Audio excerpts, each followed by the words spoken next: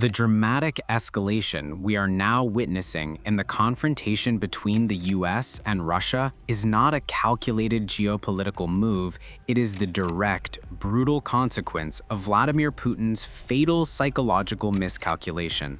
His greatest error was not military, but deeply personal. He publicly insulted the President of the United States, and that act of arrogance has now become the central engine of America's aggressive pivot. This is FPV Explainer, where we break down the most fascinating stories in drone warfare. If you're enjoying this deep dive, hit the like button, subscribe, and drop a comment telling us what topic you want to see next. Your feedback shapes our future videos and keeps us bringing you clear, detailed analysis from the front lines. Also, please watch this video to the very end, even if you play it in the background without sound, as your continuous viewing is critical to help promote the truth about the war. The Kremlin operated for months under the profound delusion that the American president was a malleable political pawn. They believed his isolationist rhetoric was a firm, dependable guarantee of American non-interference. Their assumption was simple. The US would abandon Ukraine, allowing Moscow a quick, decisive victory. This belief led them to commit the cardinal sin of politics. They publicly humiliated the president. The tipping point was the Anchorage summit. Putin's decision to reject the diplomatic deal offered by the US, his choice to launch into a long, irrelevant historical lecture rather than offer a good faith concession, and his subsequent refusal to meet again demonstrated contempt. This was interpreted by the US side as a direct, personal affront. The American president, whose entire political identity is built on being a strong, decisive leader who cannot be played, was visibly enraged that he had been made to look weak and foolish on the global stage. This anger immediately triggered the political pivot. The American president's strategic posture instantly shifted from seeking compromise to seeking coercion and retribution. The goal became clear: to inflict pain that proves his dominance and forces the Russian leader to return to the negotiating table on fundamentally altered terms. This response is not governed by the cautious deliberateness of the Pentagon, it is governed by a singular, consuming need for vindication. The consequence of this personal error was the rapid removal of Russia's strategic shield. The president quickly sanctioned the transfer of highly detailed intelligence to Ukraine for deep strikes. This political authorization, which had previously been withheld for fear of escalation, was weaponized to target the very infrastructure, oil refineries, and energy hubs that Russia needed to sustain its war. This action served as the definitive signal. The diplomatic path was replaced by the path of retribution, and the era of Russian impunity is over. Putin's hubris created a personal enemy, and that enemy now controls the geopolitical arsenal of the free world. We've established the psychological motive driving the American president's pivot. Now we examine the immediate, material consequence of that anger: the aggressive deployment of financial sanctions that are designed to physically choke Russia's ability to fund its war. This move is a strategic escalation that targets the Kremlin's sole remaining financial lifeline, ensuring that the conflict will become financially unsustainable. The core of this new assault is the sanctioning of major Russian oil giants, including Rosneft and Lukoil. This action is a monumental political reversal. The previous US administration had deliberately avoided targeting these entities, fearing that such measures would destabilize global oil markets and lead to a surge in prices. The current administration has thrown that caution to the wind. This aggressive measure directly attacks the single largest source of foreign currency revenue for the Russian state, money that is indispensable for paying soldiers, maintaining the defense industrial base, and importing critical components for the military. The financial damage is amplified by the immediate, coordinated reaction of Russia's primary remaining customers, India and China. The sanctioning of the major Russian exporters has created immense uncertainty and risk for global buyers. India's retreat. Indian refineries, which became the largest buyers of discounted Russian oil, are now preparing for a massive reduction, if not a complete cessation, of imports. These state-owned companies are terrified of being cut off from the far more crucial U.S. financial and technological systems.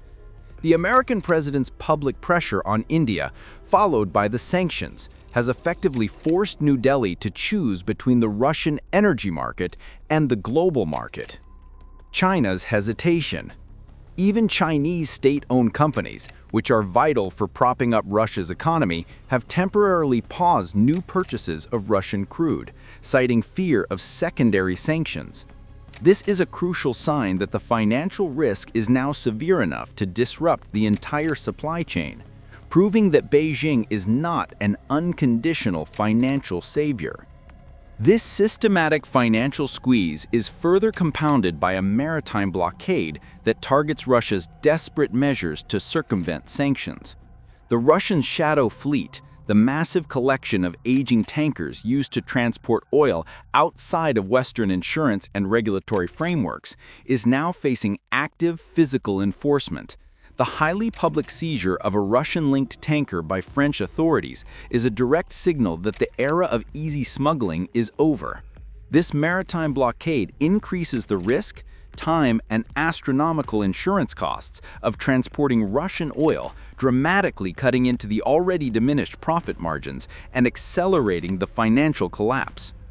The ultimate strategic goal of this financial offensive is not slow strangulation. It is immediate, surgical incapacitation. The financial noose is tightening with overwhelming force, ensuring that the Russian state loses its primary means of sustaining the war. The economic pressure, fueled by this aggressive new sanctions regime, is designed to be the final, fatal blow to Russia's military viability. We have established the devastating financial chokehold tightening around the Russian state. Now we examine the most direct and potent military consequence of the Kremlin's arrogance: the strategic decision to weaponize intelligence, effectively burning the red line that previously protected Russia's strategic assets. This is the moment American reconnaissance power was transformed into a direct engine of Ukrainian offensive capability. For 2 years, the fundamental paradox of the war was the self-imposed restraint of the West. The U.S. withheld crucial intelligence and weaponry, specifically requesting Ukraine to avoid striking sensitive targets deep within Russia. This created a massive strategic sanctuary for Russia, allowing the military to safely position its logistics, command posts, and energy infrastructure far from the front line, confident that political risk provided a better defense than its own S-400 systems. The moment the diplomatic track failed, that political sanctuary was revoked. The evidence is clear. The American administration has sanctioned the transfer of highly detailed reconnaissance data to Kyiv for the explicit purpose of enabling deep strikes. This is not basic satellite imagery. It is granular, actionable intelligence that provides a real-time picture of the Russian air defense grid. American surveillance capabilities allow Ukrainian military planners to optimize their drone and missile flight paths, guiding them around the weakest points of Russian radar coverage and ensuring a much higher rate of successful penetration. The material consequences of this policy shift were immediate and devastating, providing direct retribution for the Kremlin's diplomatic failure. The very infrastructure the U.S. had previously requested Ukraine to spare, the oil refineries and power stations, became the primary targets. The subsequent wave of Ukrainian kinetic sanctions, the sustained, successful strikes on refineries that caused massive domestic fuel shortages, is a direct, measurable result of this U.S.-enabled targeting. This attack on the energy sector is not merely about diminishing supply. It is about imposing a proportional economic cost on the aggressor. The strategic weight of this decision cannot be overstated. It eliminates the ability of the Russian military to operate with impunity. The Kremlin now must divert massive, scarce air defense assets, the S-400s and Buk units, away from the active front lines and strategic military targets to defend static industrial and civilian infrastructure hundreds of kilometers away. This defensive dispersal creates a no-win scenario. Every missile battery pulled back to protect a refinery is a unit no longer available to defend against Ukrainian ground assaults, accelerating the strategic failure of the entire front. This is the ultimate tool of coercion. The Kremlin now knows that its failure to concede at the negotiating table has resulted in the U.S. becoming an active, if indirect, participant in the deep strike campaign. The strategic calculus has changed permanently. For every Russian strike on Ukrainian infrastructure, the U.S. is enabling a sophisticated, unanswerable counterstrike on Russian soil. The era of Russia's strategic sanctuary is over. We have analyzed the immediate political and intelligence pivot executed by the U.S. administration. Now we confront the ultimate strategic culmination of that policy, the open discussion of advanced weapons transfers, specifically the Tomahawk cruise missile. This is no longer mere posturing. It is a direct existential challenge that fundamentally and permanently shifts the military balance, giving Ukraine the capability to hold all of European Russia at risk. The threat of transferring weapons like the Tomahawk, with its confirmed range of over 2,500 kilometers or 1,550 miles, fundamentally neutralizes the Kremlin's core defense doctrine. The massive physical expanse of Russia, once a definitive strategic shield, is instantly rendered obsolete. A missile of this precision and range puts every major industrial, military, and energy center in European Russia, from the border to the Urals, under direct and immediate threat. This is a level of strategic vulnerability that the Russian High Command has never been able to solve, and the Tomahawk offers Ukraine the perfect tool to exploit it. This potential transfer is tied directly to the economic strategy we have discussed. It is the ultimate coercion tool. The Tomahawk is not primarily an artillery piece. It is a weapon of deterrence and financial warfare. The mere threat of its deployment forces the Kremlin to make catastrophic financial decisions. They must now consider the cost of an attack that is virtually unanswerable, knowing that the most valuable and difficult to replace assets, the LPTs, or large power transformers, and specialized industrial units, are now in the crosshairs. This is a level of strategic vulnerability that the Russian High Command has never been able to solve, and the Tomahawk offers Ukraine the perfect tool to exploit it. This potential transfer is tied directly to the economic strategy we have discussed. It is the ultimate coercion tool. The Tomahawk is not primarily an artillery piece. It is a weapon of deterrence and financial warfare. The mere threat of its deployment forces the Kremlin to make catastrophic financial decisions. They must now consider the cost of an attack that is virtually unanswerable, knowing that the most valuable and difficult to replace assets, the LPTs and specialized industrial units, are now in the crosshairs. This is a level of strategic financial drain, compelling Russia to spend billions on defensive measures for its rear that can never be fully effective. Crucially, this is not a one-time aid package. It is a long-term commitment that is building up Ukraine's self-sufficiency. The massive proposed $90 billion arms procurement deal and the agreement to establish joint drone and defense manufacturing are proof of a profound long-term strategic pivot. The West is investing in Ukraine's permanent military-industrial self-sufficiency, guaranteeing that the threat to Russia's vital infrastructure will not be a temporary problem that Moscow can simply outlast. This investment ensures that Ukraine will have the continuous, high-tech offensive power required to hold Russia's heartland at risk for years to come. This strategic escalation exposes the structural limits of the Russian military. The need to defend against the Tomahawk forces a critical defensive dispersal. The Kremlin must pull its most advanced air defense units from the front to defend their cities, simultaneously compromising the viability of their ground operations. This military and financial self-cannibalization ensures that the frontline army, already depleted and struggling, will be placed under even greater strain. The ultimate aim is to create an unsolvable military and political crisis. The Tomahawk threat eliminates the illusion of a safe rear area, making continued costly aggression against Ukraine politically unsustainable.